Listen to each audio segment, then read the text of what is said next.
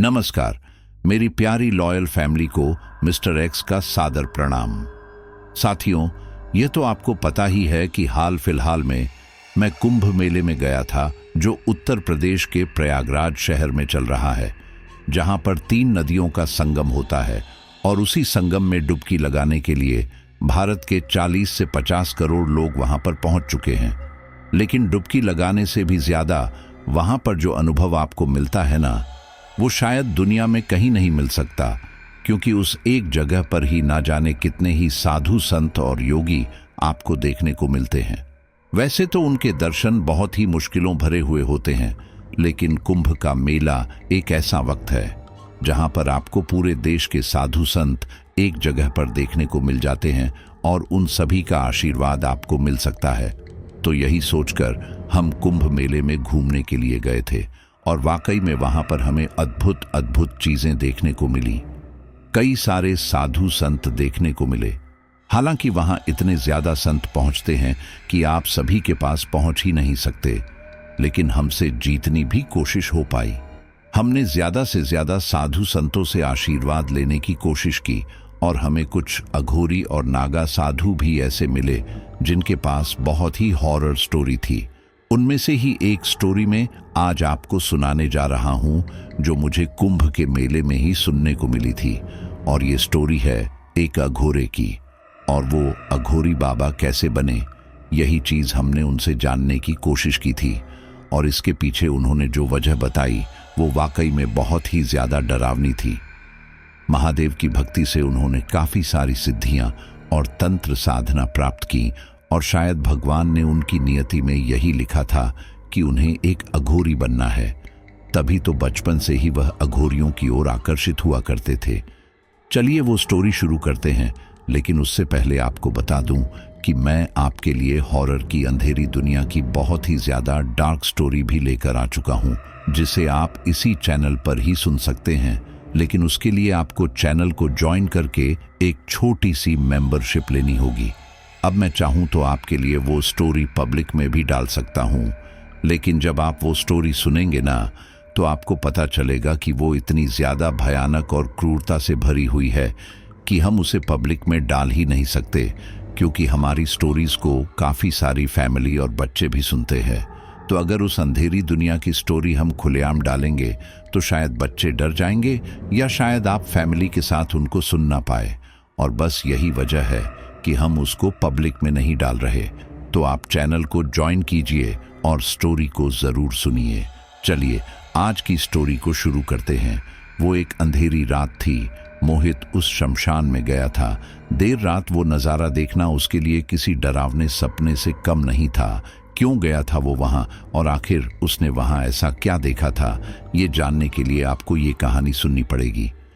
लोगों को कुछ रहस्य जानने की बड़ी पड़ी रहती है, और मोहित भी ऐसा ही था।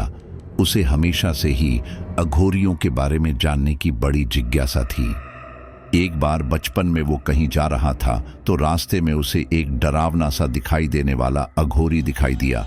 मोहित तब 8-10 साल का ही रहा होगा, इसलिए अपने सामने से आते उस अघोरी को देखकर वो काफी ज्यादा घबरा गया और अपनी मां से जा लगा। वो अघोरी उसके ठीक पास में से निकल गया, लेकिन उसने उनकी ओर देखा तक नहीं।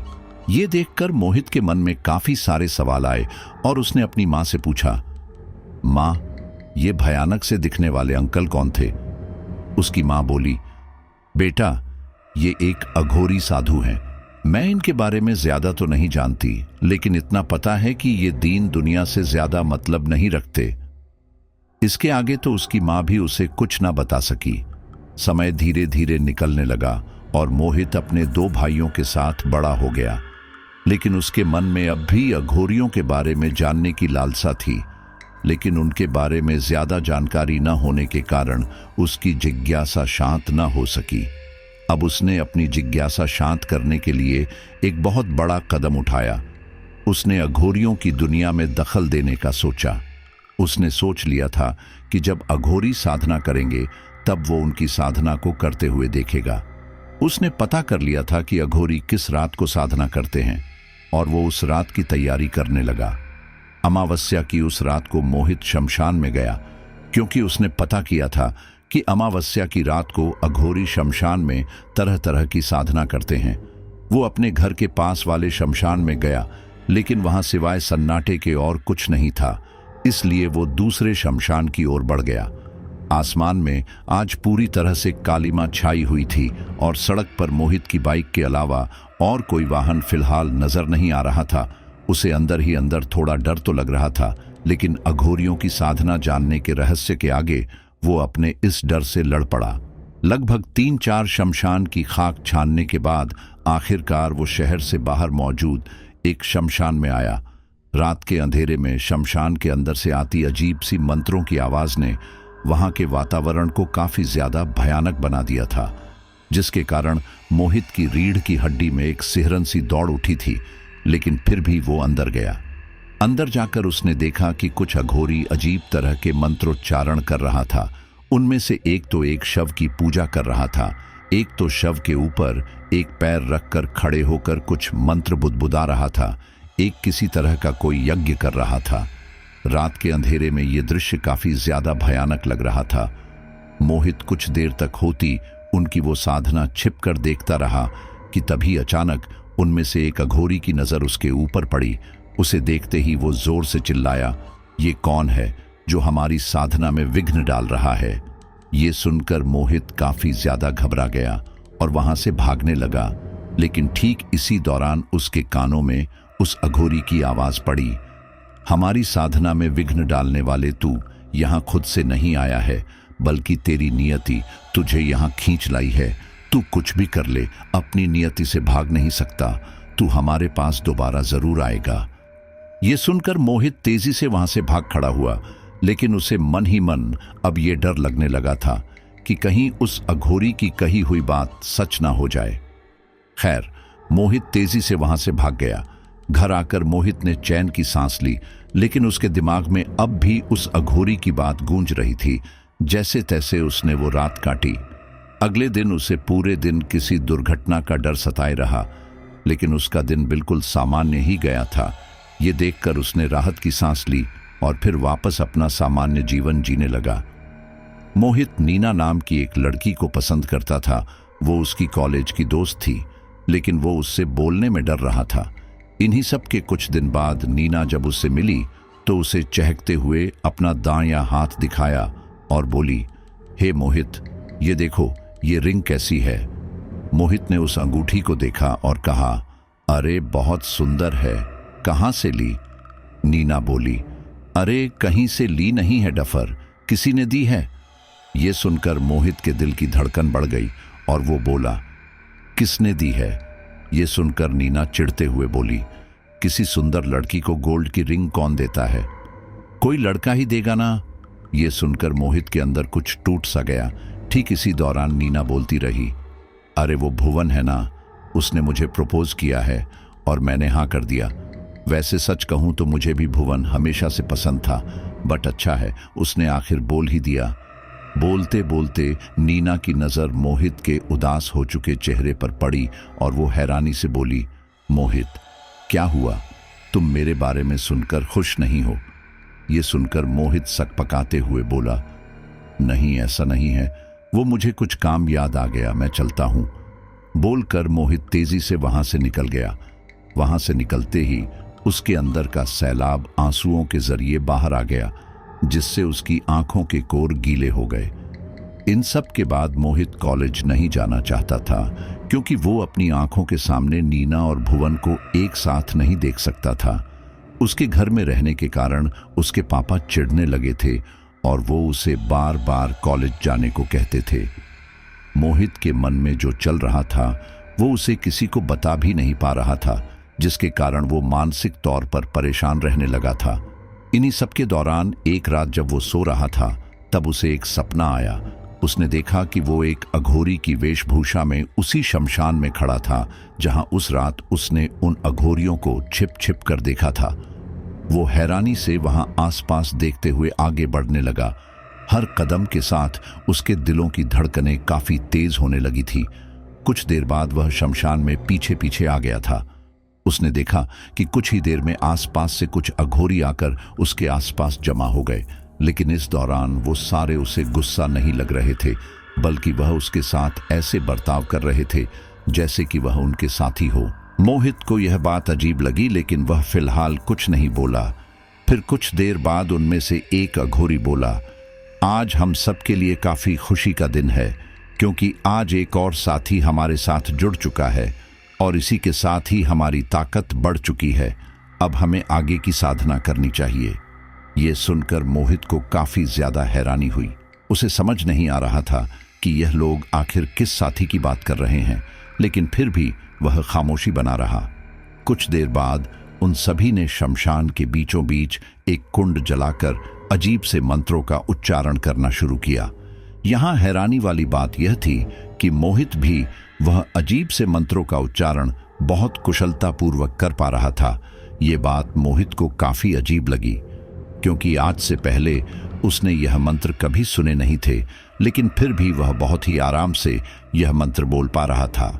कुछ देर बाद उनमें से एक अघोरी मोहित से बोला, तुमने अनेक तरह की जटिल क्रियाएं की होंगी, लेकिन तुम्हारा आगे का सफर काफी ज्यादा मुश्किल होने वाला है।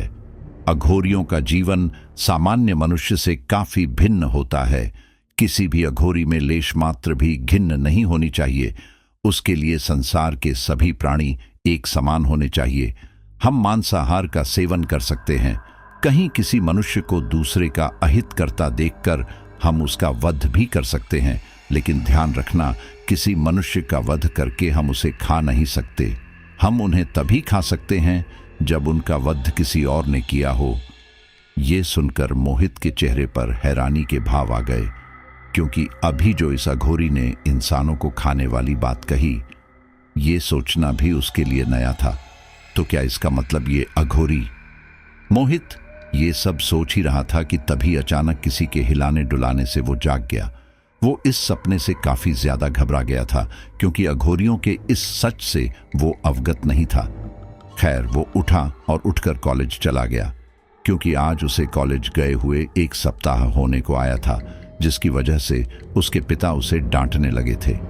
कॉलेज जाने के बाद मोहित को उम्मीद थी कि उसका सामना नीना से होगा, लेकिन पूरे दिन उसे नीना कहीं मिली नहीं। अब भले ही वो नीना से दूर दूर भाग रहा था, लेकिन वो उससे प्यार भी करता था, इसलिए वो उसे देखना भी चाहता था। लेकिन उसे वहां ना पाकर उसे उसकी काफी चिंता हुई।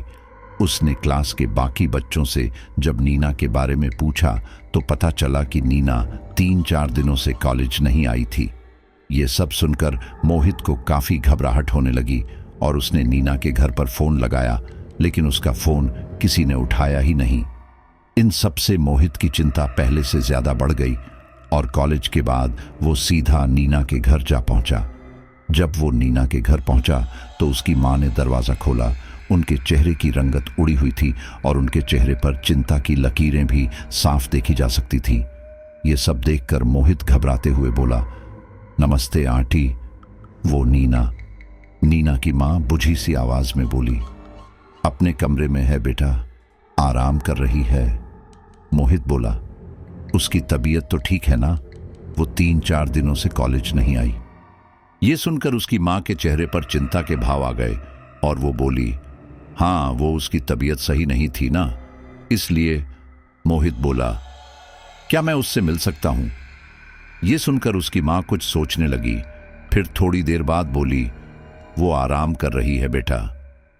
मोहित बोला, मैं थोड़ी देर तक उससे बात करूंगा, फिर आ जाऊंगा। इसके आगे उसकी मां मना ना कर सकी और फिर मोहित उसकी मां के साथ नीना के कमरे में आ गया। कमरे में नीना बेसुध सी आंखें खोली हुई अपने बिस्तर पर लेटी हुई थी कि तभी अचानक मोहित की आवाज उसके कानों में पड़ी, नीना की नजर जब दरवाजे पर खड़े मोहित पर पड़ी तो उसकी आंखों से आंसू बह निकले। ये देखकर मोहित दौड़कर नीना के पास आया और बोला, नीना क्या हुआ तुम्हें? तुम रो क्यों रही हो?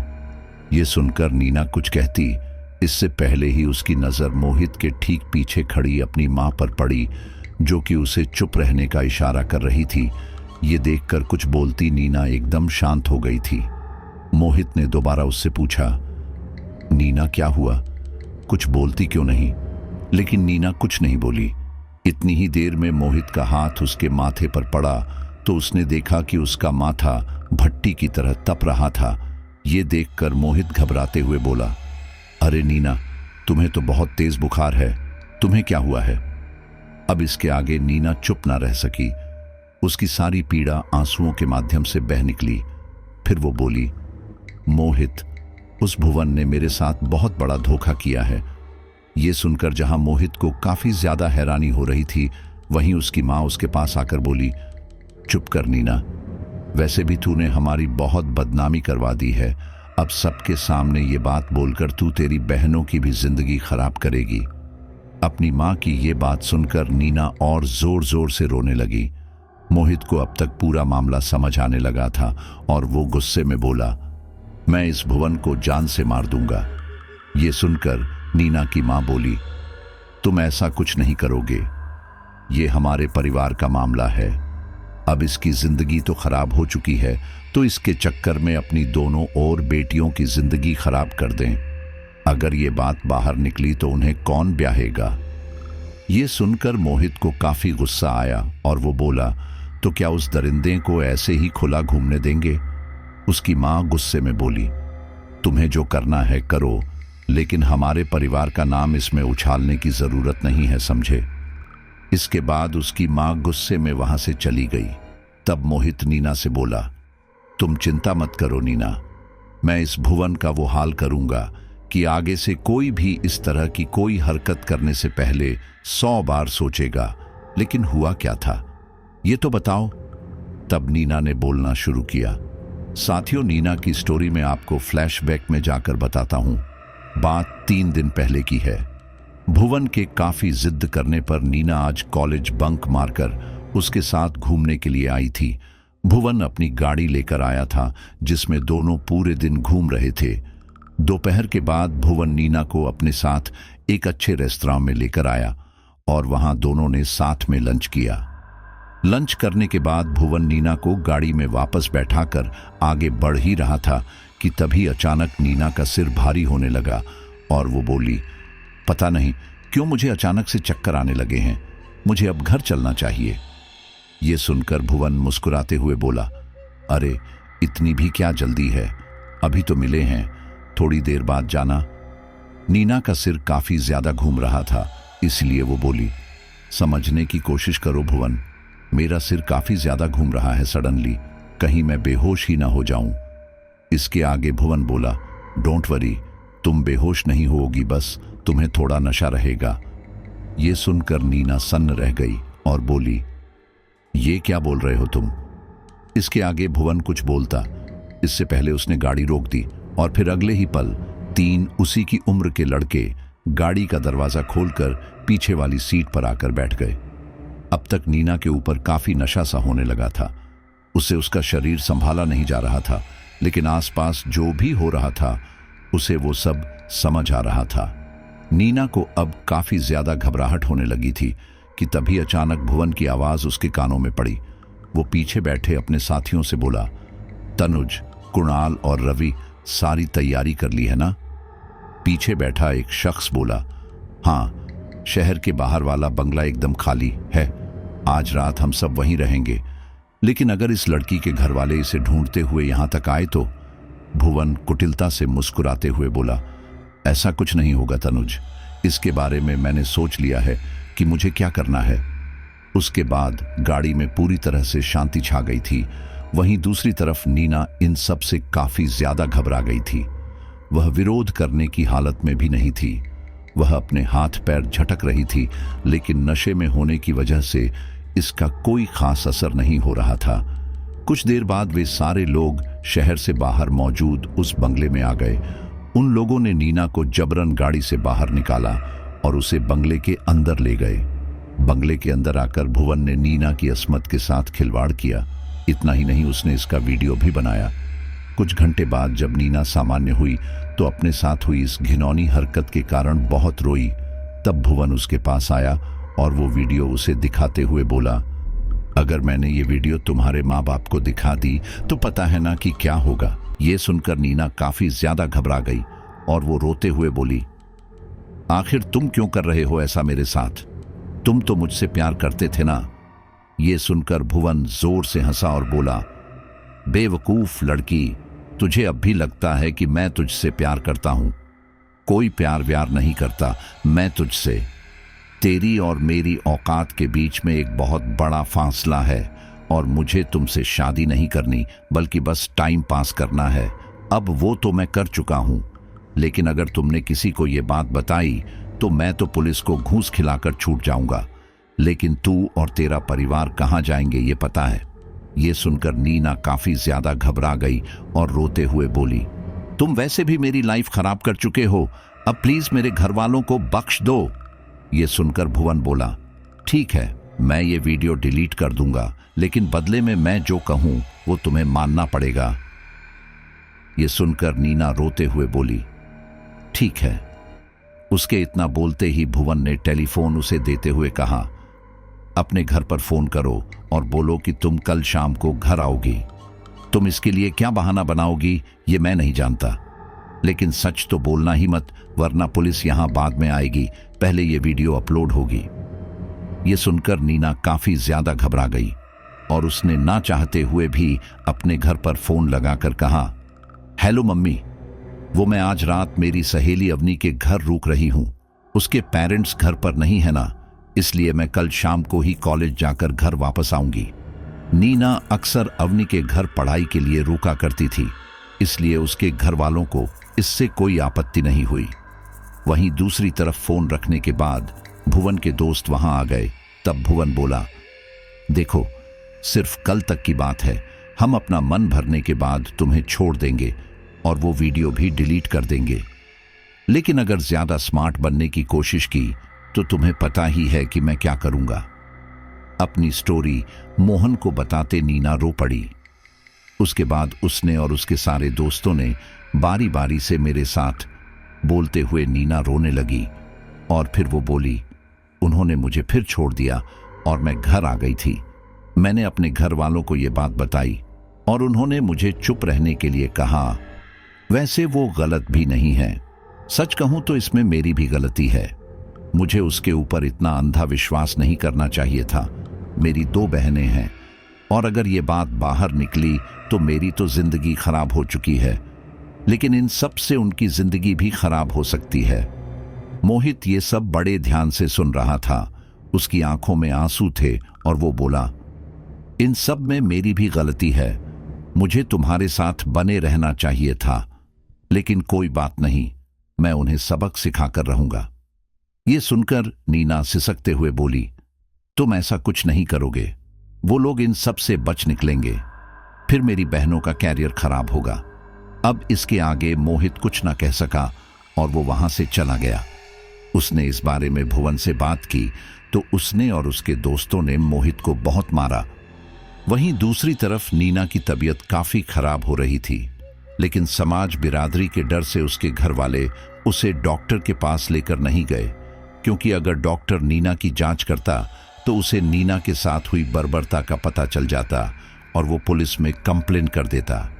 नीना ने इन्हीं सबके चलते दम तोड़ दिया। तब नीना के घर वालों ने सबके पूछने पर यही बताया कि नीना को वायरल फीवर हो गया था, जिसकी वजह से इस बारे में कोई जांच नहीं हुई। मोहित को जब इस बारे में पता चला तो उसे काफी बुरा लगा, क्योंकि वह नीना से काफी प्यार करता था और उसके दोषी अब ऐसे खुले घूम रहे थे। वो कैसे भी करके नीना को इंसाफ दिलवाना चाहता था, अगर कानून की मदद से नहीं तो किसी और तरह से, और इसके लिए उसने एक खौफनाक कदम उठाया। वो अगली अमावस्या की रात को उसी शमशान में गया जहां पर वो अमावस्या वाली रात में गया था। उसे वहां देखकर उनमें से एक अघोरी बोला, मुझे पता था कि तुम यहां जरूर आओगे, क्योंकि तुम्हें यहां तुम्हारी नियति लाई है। यह सुनकर मोहित हैरानी से बोला, मेरी नियति मतलब? उस अघोरी ने उसे देखा और कहा, इंसाफ चाहिए ना तुम्हें अपनी प्रेमिका की मौत का? मोहित बोला, आपको कैसे पता? तब वो अघोरी बोला, इस दुनिया में कुछ भी बेवजह नहीं होता, हर किसी के पीछे कोई ना कोई वजह होती है, और यहां भी एक बहुत गहरी वजह है। यहां से तुम्हारे जीवन का अगला अध्याय शुरू होगा। तुम्हारी नियति क्या है वह आज मैं तुम्हें बताता हूं। तुम सामान्य इंसान जरूर हो, लेकिन तुम आगे सामान्य नहीं रहोगे। तुम हमारी ही तरह बन जाओगे। ये सुनकर मोहित की सांसें मानो थम सी गई। तब वो दोबारा बोला, तुम्हारी किस्मत में लिखा है कि तुम एक बहुत ही बड़े अघोरी बनोगे, जो कि तंत्र मंत्र की सभी क्रियाओं में माहिर होगा। तुम्हारे हाथ में वह शक्ति होगी जो कि तुम्हें अन्याय के खिलाफ आवाज उठाने में तुम्हारी मदद करेगी। एक अघोरी सिर्फ तंत्र मंत्र की क्रियाओं में ही माहिर नहीं होता, बल्कि उसका काम सृष्टि का कल्याण करना होता है। और तुम्हारा काम भी वही है। तुम्हें बचपन से ही अघोरियों के बारे में जानने की बड़ी दिलचस्पी थी ना? क्या तुम जानते हो क्यों? क्योंकि आगे चलकर तुम भी वही बनने वाले थे। तुम्हारे इसी जिज्ञासा ने तुम्हें इस दिन यहां बुलाया। तुम्हें देखते ही हम समझ गए थे कि तुम आगे चलकर हम में से एक बनने वाले हो। और अब अघोरी बनने की शुरुआत तुम खुद से करोगे। तुम उससे न सिर्फ अपनी प्रेमिका का बदला ले पाओगे, बल्कि उसकी भटकती आत्मा को भी मुक्ति दिला पाओगे। ये सुनकर मोहित हैरानी से बोला, नीना की आत्मा भटक रही है? उस अघोरी ने कहा, हाँ बेटे, अपने साथ हुए इस अन्याय के कारण वह इंसाफ चाहती है, और उसे इंसाफ सिर्फ तुम ही दिला सकते हो। तुम्हें तंत्र मंत्र की इन क्रियाओं में पारंगत होना होगा। तुम्हें अघोरी बनना पड़ेगा, और उसके बाद तुम वह शक्तियां हासिल कर पाओगे जो तुम अपनी प्रेमिका की आत्मा को इंसाफ दिलाने में इस्तेमाल करोगे। तब मोहित बोला, अगर नीना आत्मा बन के भटक रही है तो फिर वह अपना बदला खुद क्यों नहीं ले लेती? क्योंकि मैंने तो सुना है कि आत्मा अपना बदला लेती है। उस अघोरी ने कहा, बिल्कुल लेती है, लेकिन अगर वह आत्माएं इतनी शक्तिशाली हों तभी वह अपना बदला ले सकती है। नीना की आत्मा शक्तिशाली नहीं है, वह सिर्फ एक ऊर्जा के माध्यम से इधर उधर भटक रही है। तुम वह शक्ति नीना की ऊर्जा को दे सकते हो, और फिर उसके बाद नीना अपना बदला ले पाएगी, और अपना बदला लेने के बाद वह हमेशा हमेशा के लिए इन सब से मुक्त हो जाएगी। ये सुनकर मोहित बोला, आप ही नीना की आत्मा को वह शक्ति क्यों नहीं देते? क्योंकि मुझे नहीं लगता कि मैं यह कर पाऊंगा। उस अघोरी ने मुस्कुराते हुए कहा, तुम्हारी नियति ही एक अघोरी बनना है। तुम्हें यहां तक तुम्हारी नियति ही खींच लाई है। मुझे पूरा यकीन है कि तुम यह कर सकते हो। इसलिए अब तुम आगे की तैयारी शुरू करो। आज अमावस्या की रात है। आज बहुत ही शक्तिशाली रात है। तुम आज ही हमारे साथ मिल जाओ, और फिर तुम वह कर पाओगे जो कि तुम कभी नहीं कर सकते। मोहित नीना से बहुत प्यार करता था, और उसे इंसाफ दिलवाने के लिए उसने अघोरी बनना भी स्वीकार किया। और उसके बाद उस शमशान में शुरू हुआ तंत्र मंत्र का एक खेल। उस शमशान में बीचों बीच एक अग्निकुंड जलाकर वो अघोरी अजीब से मंत्र बुदबुदा रहे थे। लगभग पूरी रात चली उस साधना ने मोहित के अंदर एक अलग ही परिवर्तन ला दिया था। तब साधना पूरी होने के बाद वो अघोरी बोले, मोहित, अब तुम्हें आगे की शिक्षा पूरी करने से पहले आश्रम की सेवा करनी होगी। इसी के साथ ही तुम्हें अपने मन से घृणा को भी सदा सदा के लिए निकालना पड़ेगा। अघोरी सच्चे शिव और काली भक्त होते हैं, और वो उनकी सच्चे मन से आराधना करते हैं। तुम्हें भी ये करना होगा। घृणा को सदा सदा के लिए निकालने का मतलब है कि तुम सांसारिक बंधनों से काफी ऊपर उठ जाओ। तुम्हारे लिए नल और नाली दोनों का जल एक समान होना चाहिए। तुम्हारे लिए कूड़े में पड़ी हुई रोटी और रसोई से लाई हुई का महत्व तक एक होना चाहिए। इसी के साथ ही तुम्हें इस बात का भी ख्याल रखना होगा कि इस दुनिया में सिर्फ तुम अकेले हो। माँ, बाप, भाई बहन, ये सब सांसारिक बंधन हैं जो कि तुम्हारे इस नश्वर शरीर के साथ भी खत्म हो जाएंगे। यहाँ तक कि हम भी तुम्हारे साथ नहीं हैं। इस संसार में तुम अकेले आए थे और अकेले ही जाओगे। इसलिए अपने अस्तित्व को तुम्हें पहचानना होगा। तुम आज से हमारे साथ रहकर अपना नया जीवन शुरू करने के लिए तैयार हो? इस पर मोहित ने हाँ में अपनी गर्दन हिला दी, और फिर उसके बाद वो अघोरी बोले, ठीक है, फिर घर जाओ और सबसे अंतिम बार मिलकर अपना आगे का जीवन हमारे साथ शुरू करो। उसके बाद मोहित वापस अपने घर आ गया। घर आकर उसने अपने घर वालों को अपना अघोरी बनने का फैसला सुनाया। उसके घर वालों को पहले तो यह मजाक लगा, लेकिन फिर बाद में उन्हें यकीन हो गया कि मोहित इस बात को लेकर सीरियस है। उन्होंने उसे रोकने की बहुत कोशिश की, लेकिन वह नहीं रुका। वह बोला, आपने हमेशा मेरे लिए इतना किया, इसका मैं आभारी हूं, लेकिन मेरी नियति यह नहीं है, बल्कि एक साधु का जीवन जीना है, इसलिए मैं अब से वही करने जा रहा हूं। उसके बाद घर वालों से आखिरी विदा लेकर वह हमेशा हमेशा के लिए उन्हें छोड़कर चला गया। और उसके बाद उसका आगे का सफर शुरू हुआ।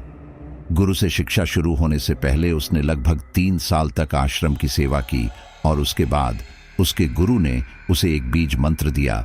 मोहित अब बाकी अघोरियों की तरह काले कपड़े पहनने लगा था और उन्हीं की तरह रहने लगा था। उसके लिए अब संसार के सारे लोग एक समान हो गए थे और धीरे धीरे करके वह गुरु की दी हुई शिक्षा से तंत्र मंत्र में इतना ज्यादा सिद्ध हो गया कि उसने कई भटकती आत्माओं को सिद्ध कर लिया। इन्हीं सब के बाद उसने अमावस्या की रात एक साधना की और उस साधना को पूरा करने के बाद उसने नीना की आत्मा को वहां बुलाया। उसे वहां बुलाकर मोहित बोला, नीना, वैसे तो मैं सांसारिक बंधनों से काफी ऊपर उठ चुका हूं, लेकिन तुम्हारे साथ जो हुआ वह सही नहीं था। मुझे तुम्हारे साथ सहानुभूति है और मैं चाहता हूं कि तुम्हारे साथ न्याय हो। इसीलिए मैं तुम्हें एक शक्ति दे रहा हूं जिससे तुम अपने साथ हुई उस बर्बरता का बदला ले सको। तो क्या तुम इसके लिए तैयार हो? अगर हां तो तुम मुझे बता सकती हो, अगर नहीं तो भी तुम मुझे बता सकती हो। नीना की आत्मा बोली, अपने परिवार के खातिर मैं ज्यादा कुछ नहीं बोल पाई, लेकिन अब मैं इस तरह से भटक भटक कर परेशान हो चुकी हूं। मुझे न्याय चाहिए और न्याय मिलने के बाद ही मैं मुक्त हो पाऊंगी। इसलिए मोहित, तुम मुझ पर यह उपकार करो, मुझे बदला लेने के लिए कोई शक्ति दे दो। नीना की परमिशन लेने के बाद मोहित ने आगे की तांत्रिक क्रिया शुरू की। उसने हवन कुंड में नींबू, चावल, सिंदूर, न जाने किस किस तरह की अलग अलग तरह की चीजें डाली और फिर अजीब से मंत्रों का उच्चारण भी किया। कुछ ही देर बाद मोहित दोबारा बोला, नीना, मैं तुम्हें वह शक्तियां दे तो रहा हूं, लेकिन ध्यान रखना मेरी शक्तियों की भी एक सीमा है और तुम हर अमावस्या की रात 12 बजे के बाद ही अपने दुश्मनों का सफाया कर सकती हो, क्योंकि यह शक्ति रात 12 के बाद ही तुम्हें मिलेगी। हर अमावस्या की रात 12 के बाद तुम अपना बदला लेने के लिए निकल सकती हो और सुबह 6 बजे के बाद तुम वापस से सामान्य हो जाओगी। लेकिन अगर इस दौरान तुम्हारे खिलाफ कोई भी षड्यंत्र रचा गया तो मैं तुम्हारी मदद के लिए जरूर आऊंगा। अब जाओ और अपना प्रतिशोध पूरा करो। उसके बाद नीना की आत्मा वहां से चली गई। भुवन अपने कमरे में आराम से सो रहा था कि तभी अचानक उसके कमरे की खिड़की एकदम से खुल गई और इसी के साथ ही एक तेज हवा कमरे के अंदर प्रवेश कर गई। पहले तो भुवन को इससे कोई फर्क नहीं पड़ा, वह आराम से ऐसे सोता ही रहा, लेकिन फिर अचानक उसे एक जोरदार थप्पड़ पड़ा जिसकी वजह से वो उठ बैठा। वह हैरानी से आसपास देख रहा था, लेकिन वहां कोई भी नहीं था। उसने लाइट चलाई और लाइट की रोशनी में भी उसे वहां कोई दिखाई नहीं दिया। उसे लगा कि हो सकता है कि ये उसका वहम हो, इसलिए वह दोबारा सोने की कोशिश करने लगा। लेकिन जैसे ही उसने अपनी आंखें बंद की, उसका शरीर हवा में धीरे धीरे करके ऊपर उठने लगा। वह हड़बड़ाते हुए उठ बैठा और एकदम से बिस्तर पर से गिर पड़ा। वह काफी ज्यादा घबरा चुका था। उसे यह पता चल चुका था कि यह सब जो हो रहा है यह उसका वहम नहीं हो सकता, इसलिए वह उठकर तेजी से दरवाजे की तरफ भागा। लेकिन ठीक इसी दौरान किसी ने उसका पैर पकड़ लिया और वह धम्म से जमीन पर जा गिरा। उसने उठने की कोशिश की, लेकिन वो उठ नहीं पा रहा था। कोई भारी भरकम सी चीज उसकी पीठ पर उसे महसूस हो रही थी। अगले ही पल उसे नीना की एक ठंडी रूखी आवाज सुनाई दी, मैंने तुम्हारा क्या बिगाड़ा था जो तुमने मेरे साथ ऐसा किया? तुमने मेरा पूरा परिवार तबाह कर दिया और अब मैं तुम्हें बिल्कुल नहीं छोड़ने वाली। यह सुनकर भुवन काफी ज्यादा घबरा चुका था। वह कुछ बोलना चाहता था, लेकिन न जाने क्यों बोल नहीं पा रहा था। फिर अगले ही पल कोई चीज उसे तेजी से खींचते हुए उसके बेड के ऊपर ले जाने लगी। इसी दौरान उसने देखा कि उसके बेड के ऊपर मौजूद बेडशीट ऊपर मौजूद पंखे से एक फंदे की तरह टंगी हुई थी। अब इससे पहले कि वह कुछ समझ पाता, वह फंदा भुवन के गले में कसता चला गया। दम घुटने की वजह से भुवन छटपटा रहा था, लेकिन उसे बचाने के लिए कोई वहां नहीं था। वह ऐसे ही काफी देर तक उस फंदे से लटक कर तड़पता रहा और फिर उसके बाद उसका शरीर शांत पड़ गया। नीना की आत्मा कुछ देर वहां रही और फिर उसके बाद वहां से वापस चली गई। वह वहां से वापस आकर सीधे मोहित के पास आई और उसे यह सारी बात बताई। नीना बोली, मैं तुम्हें बता नहीं सकती मोहित कि उस घटिया इंसान को मारकर मुझे कितनी असीम संतुष्टि मिली है। अब बस उसके वह 3 साथी और फिर उसके बाद मैं हमेशा हमेशा के लिए आज़ाद हो जाऊंगी।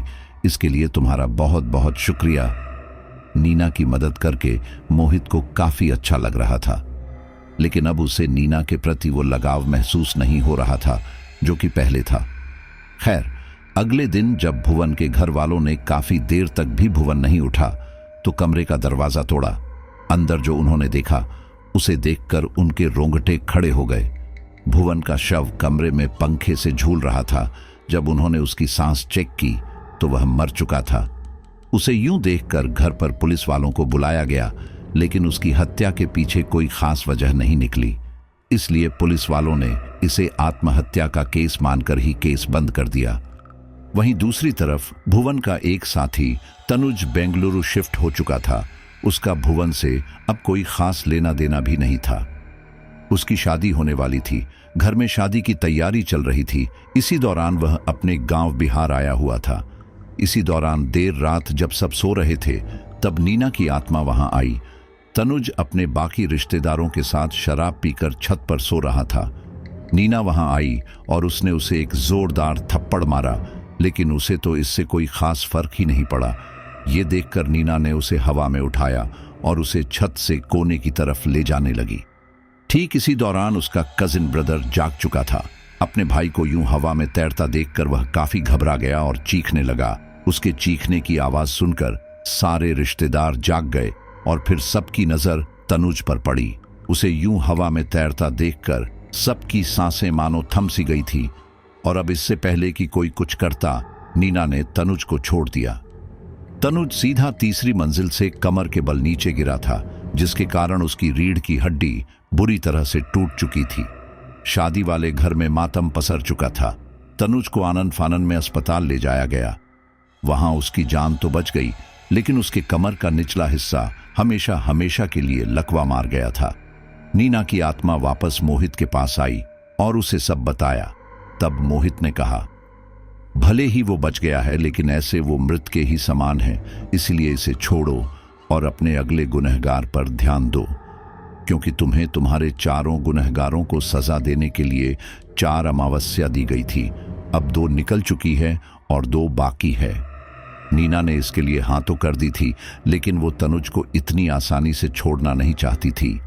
लेकिन मना करने के बावजूद उसने अगली अमावस्या में दोबारा से तनुज के पास ही जाने का सोचा।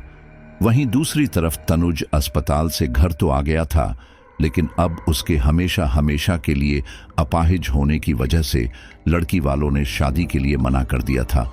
उन्होंने शादी से मना करके दहेज में दिए हुए सारे पैसे वापस ले लिए थे, जिसकी वजह से तनुज के घर में पैसों की काफी दिक्कत आ गई थी, क्योंकि तनुज की शादी में उनका काफी पैसा लगा था। लेकिन अब नुकसान तो उठाना ही पड़ेगा। वहीं दूसरी तरफ तनुज को बार बार ऑफिस से फोन आ रहा था, लेकिन वो अपनी इस हालत के साथ ऑफिस ज्वाइन नहीं कर सकता था। इसलिए उसे अपनी नौकरी से भी हाथ होना पड़ा, और कोई भी अपाहिज इंसान को नौकरी नहीं देना चाहता था। इसलिए अब वो पूरी तरह से अपने माँ बाप के ऊपर आश्रित हो चुका था। शादी टूटने, अपाहिज होने और नौकरी जाने के गम में तनुज को डिप्रेशन हो गया था। उसे अपना जीवन बोझ लगने लगा था। लेकिन अब तनुज अपनी जान भी नहीं दे सकता था, क्योंकि उसके लिए भी उसे बिस्तर से उठना पड़ता। खैर, तनुज के घर वालों ने उस रात उस साए को तनुज को उठाकर नीचे फेंकते हुए देखा था। इसलिए उन्होंने इस बारे में किसी तांत्रिक से बात की। तब उस तांत्रिक ने कहा, हो सकता है कि ये तुम्हारे किसी दुश्मन का काम हो, जो यह नहीं चाहता है कि तुम्हारे घर में खुशियां आए, इसीलिए उसने यह सब किया। लेकिन डरो मत, मैं तुम्हारे बेटे के लिए एक ताबीज बना देता हूं। वो ताबीज पहनकर वो सुरक्षित रहेगा। इस पर तनुज के पिता बोले, बाबा जी, अब इन सब का कोई फायदा नहीं है, क्योंकि इससे मेरा बेटा तो ठीक नहीं होगा ना। मुझे ये जानना है कि वो अब मेरे परिवार को और नुकसान तो नहीं पहुंचाएगा ना। अब मेरी 2 बेटियां शादी के लिए रह गई हैं। अगर उनके साथ भी ऐसा कुछ हुआ तो मैं कैसे सबको पूरी जिंदगी खिलाऊंगा। ये सुनकर उस तांत्रिक ने कहा, ठीक है, फिर मैं तुम्हारे घर को बांध देता हूं, जिससे कोई भी बुरा साया तुम्हारे घर के अंदर नहीं आ पाएगा। उसके पिता इसके लिए मान गए और फिर उसी दिन वो तांत्रिक उनके घर आए। घर आकर उनकी नजर जैसे ही तनुज की ओर गई तो वो बोले, तुम्हारे घर में जो भी कुछ हुआ वह इस लड़के की वजह से हुआ है। इस लड़के के का फल भोग रहे हो तुम लोग। ये सुनकर सारे घर वाले हैरानी से तनुज की ओर देखने लगे। फिर तनुज बोला, आप क्या बोल रहे हैं? मुझे कुछ समझ नहीं आ रहा। वो तांत्रिक बोला, एक जवान लड़की की आत्मा ने तेरा यह हाल किया है और वह दोबारा आएगी। मुझे उसकी उपस्थिति का आभास हो रहा है। यह सुनकर उसकी आंखों के सामने वह सारी घटनाएं नाचने लगी जो भी 5 से 6 साल पहले हुई थी, जब उसने और उसके दोस्तों ने नीना के साथ ऐसा कुछ किया था जिसके कुछ दिन बाद नीना की मौत हो गई थी। यह सब याद करके तनुज घबराते हुए बोला, लेकिन वह लड़की तो बहुत साल पहले मारी गई है, तो फिर वह अब मुझे परेशान क्यों कर रही है? अगर उसे परेशान करना ही था तो वह मुझे पहले परेशान कर सकती थी, इतने साल बाद ही क्यों? तब वो तांत्रिक कुछ सोचते हुए बोला, आत्माएं वैसे तो सिर्फ एक तरह की ऊर्जाएं ही होती हैं। कोई भी आत्मा ऐसे ही शक्तिशाली नहीं होती। कोई भी आत्मा या तो किसी इंसान के शरीर पर कब्जा करके शक्तिशाली होती है, या फिर जब कोई तांत्रिक उस भटकती आत्मा को सिद्ध कर ले। इस आत्मा को हो ना हो किसी सिद्ध तांत्रिक ने सिद्ध किया हुआ है, इसलिए ये ऐसा कर पा रही है। ये सुनकर तनुज की मां ने उसे एक जोरदार छांटा मारा और कहा, क्या किया आखिर तूने उस लड़की के साथ? ये सुनकर तनुज की आंखों में आंसू आ गए और वो बोला, मुझे माफ कर दो मां, मैं अपने दोस्त भुवन की बातों में आ गया था, इसलिए मैंने उनके साथ मिलकर उस लड़की नीना की अस्मत के साथ खिलवाड़ किया। मुझे नहीं पता था कि आगे मुझे अपने की का इस तरह से फल भोगना पड़ेगा। ये सुनकर उसकी मां को काफी गुस्सा आया और वो उसे पीटने लगी। तब उसके पिता ने जैसे तैसे उन दोनों को छुड़वाया। तब उसकी मां गुस्से में बोली, तेरी भी 2 बहनें हैं, हमने तुझे अच्छी से अच्छी पढ़ाई करवाई ताकि तू हमारा नाम रोशन कर सके। तेरी पढ़ाई के लिए मैंने मेरे गहने तक बेच दिए ताकि तू दिल्ली जैसे बड़े शहर में अच्छे से पढ़ पाए, लेकिन तूने उसकी जगह ये गुल खिलाया है। आप कहते थे ना कि लड़कियों को संभाल कर रखो, बिगड़ जाएगी, लेकिन तुम्हारे लाडले की करतूत देखो। छी, मुझे तो इसे औलाद कहने में भी शर्म आती है।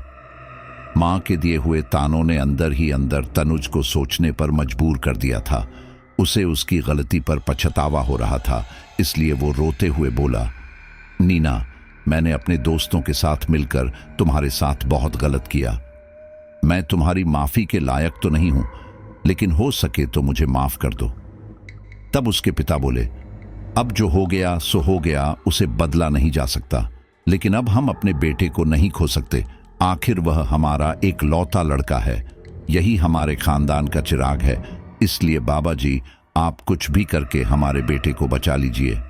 माना कि उससे गलती हुई है, लेकिन उसकी गलती की इतनी बड़ी सजा भी उसके लिए ठीक नहीं है। तब वो तांत्रिक बोला, मेरा मन तो बिल्कुल नहीं है इस लड़के की सहायता करने का, लेकिन मेरा काम आम जनों के दुख तकलीफ दूर करना है, इसलिए मैं इसकी सहायता करूंगा। सुनो आप लोग, आप सभी को एक साधना करनी होगी और अपनी अपनी एक कीमती वस्तु उसे देनी होगी, जिसे पाकर शायद उसका क्रोध कम हो जाए और वो इस लड़के को छोड़ दे। अब मरता क्या ना करता, इसलिए वह सारे लोग इसके लिए मान गए। फिर उस तांत्रिक ने उस घर के चारों ओर सफेद पाउडर जैसी किसी चीज से एक गोल घेरा बना दिया और घर के सभी लोगों को सख्त हिदायत दी कि वो कल दोपहर तक अनुष्ठान का सामान लेकर यहां आएगा, तब तक कोई घर से बाहर ना निकले। सब लोगों ने ऐसा ही किया। वहीं दूसरी तरफ आज की रात दोबारा से अमावस्या की रात थी और नीना की आत्मा दोबारा से बदला लेने के लिए तनुज के घर आई, लेकिन वहां आसपास मौजूद उस सुरक्षा आवरण के कारण वो घर के अंदर घुस नहीं पा रही थी। नीना ने अपनी शक्तियों पर ज्यादा घमंड करने के कारण कई बार वो सुरक्षा घेरा पार करने की कोशिश की, लेकिन उसे इसमें सफलता नहीं मिली। वहीं बार बार सुरक्षा घेरे से टकराए जाने के कारण उसकी शक्तियां कमजोर होने लगी थी। मोहित, जो कि नीना की आत्मा के साथ मानसिक तौर पर जुड़ा हुआ था, उसे इसका आभास हो चुका था। इसलिए उसने नीना से मानसिक संपर्क करके कहा, नीना, मैंने तुम्हें मना किया था ना कि उस तनुज को ऐसे ही छोड़कर अगले गुनहगार को देखो, लेकिन तुम नहीं मानी। ये सुनकर नीना बोली, माफ करना मोहित, लेकिन इसने जो मेरे साथ किया उसके लिए मैं इसे इतनी आसानी से नहीं छोड़ने वाली।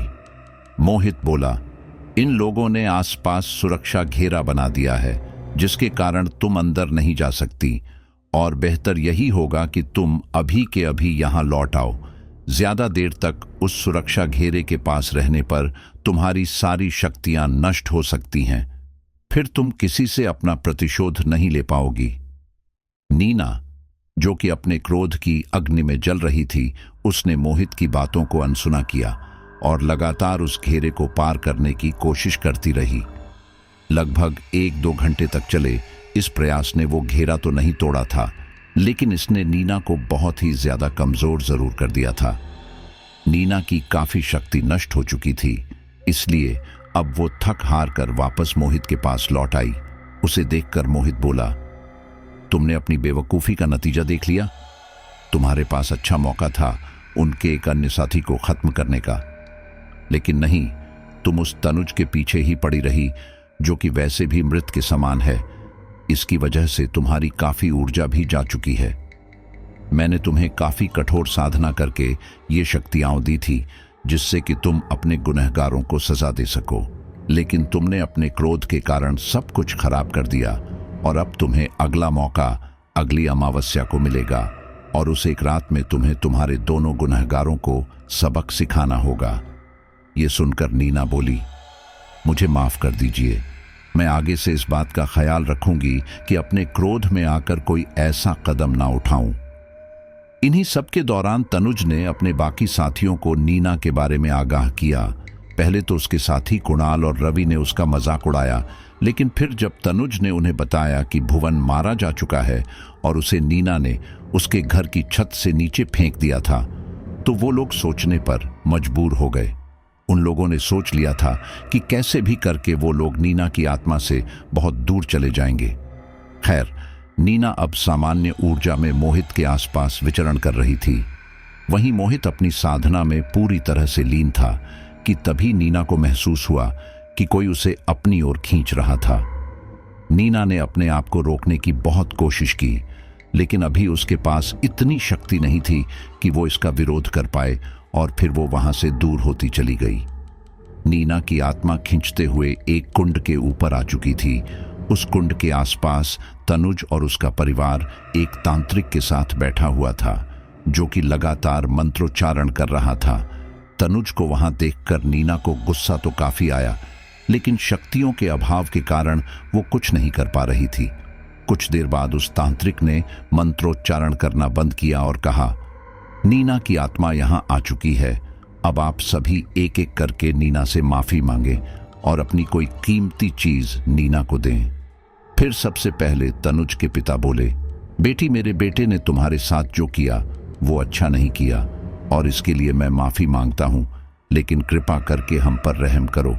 ये हमारा एक ही लड़का है, हमारे बुढ़ापे की लाठी है, अगर इसे कुछ हो गया तो हमारा क्या होगा। फिर अगले ही पल उसकी बहन बोली, भैया की तरफ से मैं माफी मांगती हूं, लेकिन इन्हें छोड़ दीजिए।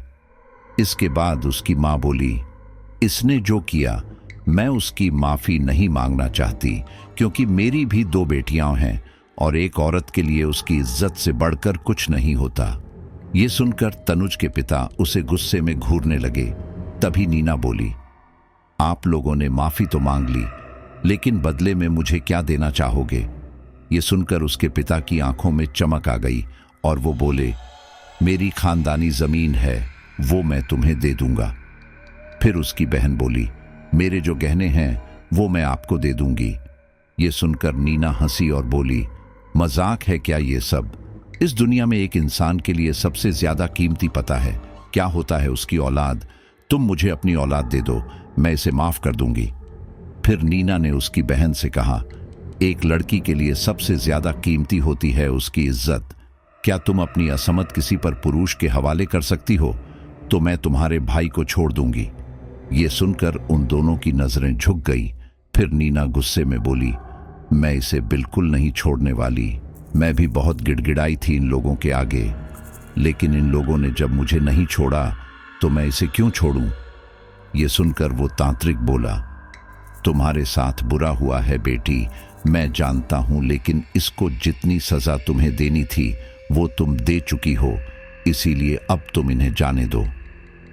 ये सुनकर नीना गुस्से में बोली, अब ये तू मुझे बताएगा तांत्रिक? तुम तांत्रिकों का काम बुरी आत्मा से लोगों को मुक्ति दिलवाना है, ना कि एक अच्छी आत्मा को परेशान करना। ये सुनकर वो तांत्रिक सोचने पर मजबूर हो गया। फिर कुछ देर बाद वो बोला, तो तुम क्या चाहती हो? देखो, इसे मारने के अलावा इसे जो सजा देनी है दो। ये सुनकर नीना कुछ नहीं बोली। फिर वो तांत्रिक बोला, तू भले ही इन सब की सताई हुई हो, लेकिन ज्यादा शक्तिशाली होने के कारण तू भ्रष्ट हो चुकी है, जो आगे चलकर आम लोगों को भी नुकसान पहुंचा सकती है, इसलिए तुझे मैं कैद करके रहूंगा। ये सुनकर नीना काफी ज्यादा घबरा गई और फिर अगले ही पल उस तांत्रिक ने अजीब से मंत्रों का उच्चारण करना शुरू किया। नीना के पास उस समय शक्तियां नहीं थी, इसलिए उस तांत्रिक के मंत्रों का असर उसके ऊपर साफ हो रहा था। अजीब से ऊर्जा बंधन धीरे धीरे करके उसे जकड़ने लगे थे। नीना चीखने लगी थी, लेकिन वो तांत्रिक वहां नहीं रुका। फिर इसी दौरान अचानक से नीना के ऊर्जा बंधन ढीले पड़ने लगे और उसे मोहित की आवाज सुनाई दी, नीना, इस तरह से कुछ हासिल नहीं होने वाला। तुम इनके सामने इस तनुज की जान के बदले इसके बचे हुए दोनों साथियों को अगली अमावस्या तक यहां बुलाने के लिए कहो। फिर एक ही बार में उन दोनों से तुम अपना प्रतिशोध ले लोगी। नीना ये बातें सुन ही रही थी कि उसके ऊपर अपने मंत्रों का असर न होते देखकर वो तांत्रिक काफी ज्यादा सोच में पड़ गया। फिर तभी नीना बोली, ठीक है, मैं इसे एक मौका देने को तैयार हूं, लेकिन इसे मेरी दो शर्तें माननी होगी। पहली ये कि ये कभी भी किसी महिला के पास नहीं जाएगा, और दूसरी ये कि इसके बाकी साथियों से बदला लेने के लिए इसे मेरी सहायता करनी होगी। ये सुनकर वो तांत्रिक बोला, मैं तुम्हें किसी और की जान नहीं लेने दूंगा। इसके अलावा तुम उनके साथ सब कुछ करने के लिए पूरी तरह से स्वतंत्र हो। नीना बोली, ठीक है, मैं उनकी जान नहीं लूंगी, लेकिन मुझे उनसे बदला जरूर लेना है। इस पर तनुज ने हामी भर दी और फिर उसने अपने बचे हुए दोनों दोस्तों को फोन लगाकर औपचारिक बातचीत के बाद मिलने के लिए बुलाया। उसने बताया कि वो अब काफी परेशान है, इसलिए वो उनसे मिलना चाहता है। ये सुनकर उसका दोस्त कुणाल बोला, लेकिन तूने तो कहा था कि वो नीना की आत्मा हमारे पीछे आ सकती है। ये सुनकर तनुज बात को संभालते हुए बोला, ये तो पुरानी बात है। मैंने और मेरे परिवार ने आज ही उस नीना की आत्मा को पकड़कर उसे यहां से दूर किसी जंगल में गाड़ दिया है और अब हम सब सुरक्षित हैं। लेकिन मैं इन सब से काफी टूट चुका हूं, क्योंकि अब मेरे पास कुछ बचा नहीं है। तो बस मैं चाहता हूं कि तुम लोग मुझे आकर मिलो। फिलहाल तो मैं और मेरा पूरा परिवार एक पूजा करवाने के लिए केदारनाथ जा रहे हैं, इसलिए तुम 25 दिन बाद आ जाना। तुम लोग आओगे ना? उसके दोनों दोस्तों ने इसके लिए हामी तो भर दी, लेकिन उनको ये काफी अजीब लगा, क्योंकि पहले ये कुछ और बोल रहा था और अब कुछ और, इसलिए वो बिना कोई रिस्क लिए वहां जाना चाहते थे। इसके लिए उन दोनों ने अपने अपने लिए एक एक ताबीज बनवाया और फिर 25-26 दिन बाद वो दोनों तनुज के घर पहुंच गए। वहीं दूसरी तरफ मोहित अब प्रत्यक्ष रूप से वहां आना चाहता था, इसलिए वो भी अब तनुज के गांव पहुंच गया। नीना आज बहुत खुश थी कि आखिरकार वो अपने सारे गुनहगारों से अपना प्रतिशोध ले पाएगी। वापस अमावस्या की रात आ चुकी थी। तनुज अपने दोस्तों के साथ घर के अंदर शराब पी रहा था, जबकि मोहित और नीना गांव के शमशान में साधना कर रहे थे। देर रात 12 बजे के बाद मोहित ने नीना से कहा, नीना, अब समय आ चुका है। याद रखना, ये तुम्हारा आखिरी मौका हो सकता है, क्योंकि इसके बाद वो सतर्क हो सकते हैं। फिर तुम्हें दोबारा ऐसा मौका नहीं मिलेगा। नीना ने इसके लिए हामी भरी और फिर वहां से तनुज के घर निकल पड़ी। वे सारे दोस्त शराब के नशे में धुत पड़े हुए थे। नीना उनके पास आई और उन्हें गुस्से में घूरा, लेकिन जब वो उन्हें छूने लगी तो उसी समय उसे एक झटका लगा, जिससे वो असंतुलित होकर पीछे हट गई। ये देखकर वो काफी हैरान हुई और फिर एकाएक उनकी नजर उनके गले में मौजूद उस ताबीज पर पड़ी। ये देखकर उसे काफी ज्यादा गुस्सा आया। ये उसके पास आखिरी मौका था और वो इसे गंवाना नहीं चाहती थी। इसलिए उसने कमरे के अंदर सो रही तनुज की बहन के शरीर को अपने कब्जे में लिया और फिर गुस्से में उनके सामने आ खड़ी हुई। उन तीनों को इसका बिल्कुल भी होश नहीं था कि उनके सामने कौन खड़ा है कौन नहीं, लेकिन यहाँ ताबीज तनुज के दोनों दोस्तों ने बांध रखा था, न कि तनुज ने। इसलिए उसने उसे जोरदार थप्पड़ मारकर उठाया। अब शराबी को तो चाहे थप्पड़ मारो या बम, उसे कोई फर्क नहीं पड़ता, और यही उन तीनों के साथ हो रहा था। ये देखकर नीना ने चाकू उठाया और तनुज की बहन के शरीर में घुसे हुए ही उसके माँ बाप के कमरे में चली गई। वहां उसने सबको उठाया और बोली, अगर अपनी बेटी को सही सलामत देखना चाहते हो तो अभी के अभी उन दोनों के गले में बंधा ताबीज खोलकर दूर फेंक दो। वो दोनों काफी ज्यादा घबरा गए थे, इसलिए उन्होंने ऐसा ही किया। ताबीज गले से हटते ही नीना ने तनुज की बहन का शरीर छोड़ दिया और सीधे तनुज के शरीर में जा घुसी। जैसे ही तनुज के शरीर में नीना की आत्मा घुसी, वो उठ खड़ा हुआ। फिर वो भयानक ढंग से बोला, आखिरकार अब मेरा प्रतिशोध पूरा होगा। बोलकर उसने उन दोनों को अपने एक एक हाथ से पकड़ा और फिर उन्हें घसीटते हुए ऊपर छत की तरफ ले जाने लगी। इस दौरान तनुज का पूरा परिवार घबराते हुए ये दृश्य देख रहा था। ऊपर छत पर आकर उसने उन दोनों को छत पर से नीचे फेंका और फिर तनुज के परिवार वालों की ओर देखा और कहा, ये दोनों मरे नहीं होंगे, लेकिन अगर इन्हें अस्पताल नहीं ले जाया गया तो जरूर मर जाएंगे, इसलिए मैं तुम सभी को इन्हें अस्पताल नहीं ले जाने दूंगी। ये सुनकर तनुज के पिता घबराते हुए बोले, तुमने जैसा कहा था हमने किया, अब तुम हमारे बेटे को छोड़ दो। ये सुनकर तनुज के शरीर में मौजूद नीना जोर से हंसते हुए बोली, क्या तुम लोगों को सच में लगता है कि मैं तुम्हारे बेटे को छोड़ दूंगी? इसने जो मेरे साथ किया उसकी सजा इसे सिर्फ मैं दूंगी। बोलकर नीना ने चाकू लेकर तनुज का गला रेतना चाहा, लेकिन ठीक इसी दौरान मोहित वहां आ गया और बोला, नीना, तुम्हारा समय पूरा हुआ। ये सुनकर नीना गुस्से में बोली, मैं अब भी नहीं जाऊंगी मोहित, इस तनुज को मारकर मेरा आखिरी काम भी हो जाएगा। ये सुनकर मोहित बोला, जीते जी यूं अपाहिजों की तरह अपना पूरा जीवन जीना, यही इसकी नियति है, और अब तुम्हारा मुक्ति का समय भी आ चुका है, इसलिए अब चलो। ये सुनकर नीना बोली, मैं अकेले नहीं जाऊंगी बल्कि इसे लेकर जाऊंगी। बोलकर नीना उसका गला रेतने ही वाली थी कि तभी अचानक मोहित ने एक सफेद सा पाउडर उसके ऊपर डाल दिया। ऐसा होते ही नीना ने तनुज का शरीर छोड़ दिया। वहीं मोहित ने अजीब से मंत्रों का उच्चारण करना शुरू कर दिया। ऐसा होते ही नीना चीखने लगी, लेकिन मोहित रुका नहीं और फिर आखिरकार नीना की आवाज सुनाई देना बिल्कुल बंद हो गई। अब वहां पर सिर्फ मोहित के मंत्रोच्चारण की आवाजें ही गूंज रही थीं। कुछ देर बाद उसने मंत्रोच्चारण करना बंद किया और कहा, अब सब ठीक है। मोहित के ये कहते ही तनुज के पिता गुस्से में उसकी ओर बढ़ते हुए बोले, तो तू है वो दुष्ट तांत्रिक जिसने मेरे बेटे की ये हालत की है। ये सुनकर मोहित ने अपना एक हाथ आगे किया। ठीक इसी दौरान तनुज का पिता एक तेज झटका खाकर पीछे की ओर हटा। फिर मोहित बोला, तुम्हारे बेटे के साथ जो कुछ भी हो रहा है उसका जिम्मेदार वो खुद है। और फिर मोहित ने उन्हें शुरू से सारी बात बताई। ये सब सुनकर उसके पिता को काफी गुस्सा आया और उन्होंने अपनी नजरें झुका ली। उसके बाद मोहित वहां से चला गया। इन सब के बाद तनुज के दोस्तों को अस्पताल ले जाया गया। वहां एक के सिर में चोट आने के कारण उसके दिमाग का काफी हिस्सा खराब हो गया था, जिसकी वजह से वो एक 10-12 साल के बच्चे की तरह हो गया था। वहीं दूसरी तरफ उनका दूसरा साथी ठीक तो हो गया था, लेकिन ऊपर से नीचे गिरने के कारण उसके जांघ की हड्डी टूट चुकी थी, जिसकी वजह से अब वो हमेशा हमेशा के लिए बेसाखियों पर आ चुका था। उनको अपने किए का पछतावा हो रहा था, लेकिन अब इसमें कुछ भी नहीं किया जा सकता था। वहीं दूसरी तरफ मोहित आज भी एक अघोरी का जीवन जी रहा है, क्योंकि शायद यही उसकी नियति थी। और इस बार पूर्ण महाकुंभ के अवसर पर मोहित हमें प्रयागराज में ही मिले, वो भी वहां पर संगम स्नान के लिए ही आए थे। और मोहित जी का ये पहला संगम स्नान था और सौभाग्य से हम भी उसी समय प्रयागराज में गए हुए थे, जैसा कि आपको पता ही है। वैसे तो हम वहां पर बहुत से अघोरियों और साधु संत से मिले, सबकी अपनी अलग अलग स्टोरीज थी, लेकिन मोहित की स्टोरी काफी ज्यादा हॉरर थी।